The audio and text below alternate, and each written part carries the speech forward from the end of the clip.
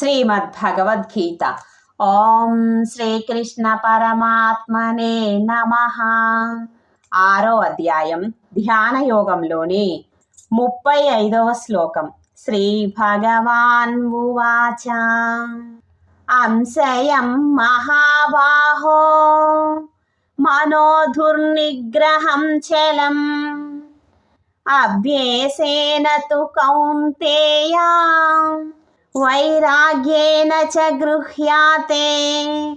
భావం: శ్రీ భగవానుడు పలికెను, హే మహాబాహో, నిస్సందేహముగా మనస్సు చంచలమైనదే, దానిని వశపరచుకొనుట మిక్కిలి కష్టము. కానీ కౌంతేయ, అభ్యాస వైరాగ్యముల ద్వారా దానిని వశపరచుకొనుట సాధ్యమే. ఈ శ్లోక వివరణ. ఇక్కడ అర్జునుడిని కృష్ణుడు చేసిన సంబోధన చక్కగా ఉంది. మహాబాహో అని అన్నాడు అంటే బలమైనవాడు, దృఢమైనవాడు అని అర్థం. మనస్సును కట్టడి చేయడం సాధ్యం కాదని చేతులెత్తేశాడు అర్జునుడు.